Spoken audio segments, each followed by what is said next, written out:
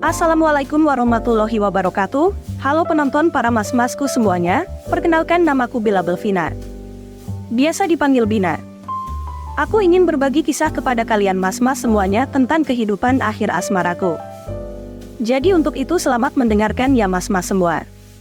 Jadi awal cerita ini terjadi ketika aku ingin menceraikan mantan suamiku karena mantan suamiku menginginkan seluruh kekayaan dan asetku dipegang oleh adik iparku. Tentu saja itu bukan hal yang baik, sebab aku mengetahui siapa sebenarnya adik iparku. Dia ingin menguras seluruh hartaku, dengan demikian mantan suamiku bisa menceraikan aku dan membuangku begitu saja sebagai janda miskin. Bermula dari keluarga mantan suamiku yang sangat menentang pernikahan kami. Padahal mantan suamiku dari latar belakang orang kaya, dia memiliki kekayaan tidak sedikit. Dia dari kalangan kelas atas. Singkat cerita, kami secara tidak sengaja bertemu dan berkenalan.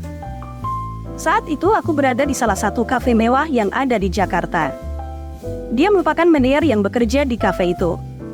Saat itu karyawan dia tidak sengaja menumpahkan kopi di atas mejaku, dan dia secara tidak langsung datang menghampiri diriku. Dia berpikir aku akan komplain atas kejadian itu. Disitulah awal mula kami berkenalan dengan dia. Setelah itu dia meminta nomor teleponku, dan kami saling tukeran nomor telepon. Dan ternyata dari kejadian itu sampai akhirnya PDKT dan mampu membuatku jatuh cinta. Setiap saat dia selalu memberi kabar, dan kami mulai sering jalan-jalan bersama. Karena sering bertemu, akhirnya aku mulai mencintainya.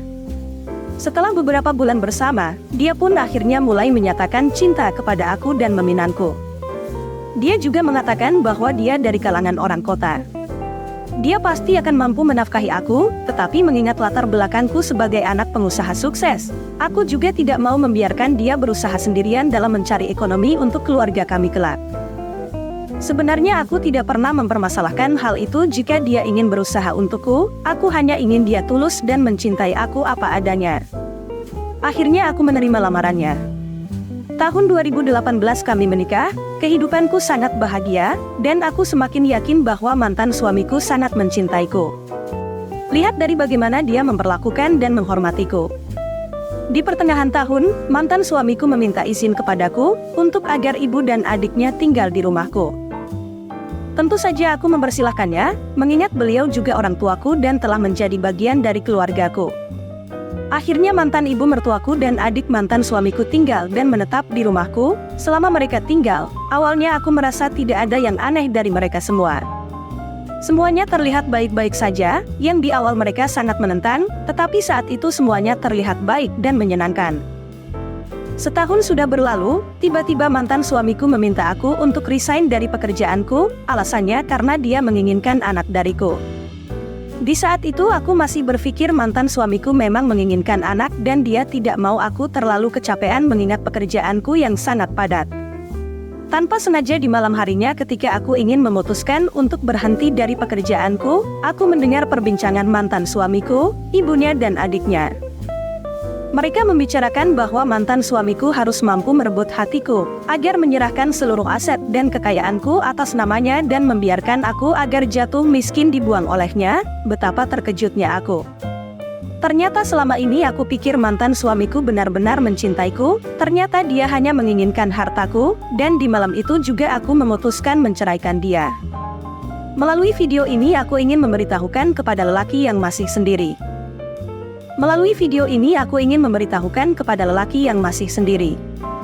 Tidak peduli status duda ataupun lajang, bahkan pengangguran sekalipun bakalan aku terima. Asal dia mau mengolah bersama hartaku, tidak merebut semua hartaku dan meninggalkan diriku.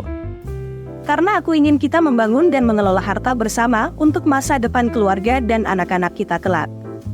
Serta dia mau menerima aku dan menyayangi aku dengan tulus, bukan karena aku kaya dan mapan, tetapi karena apa adanya aku.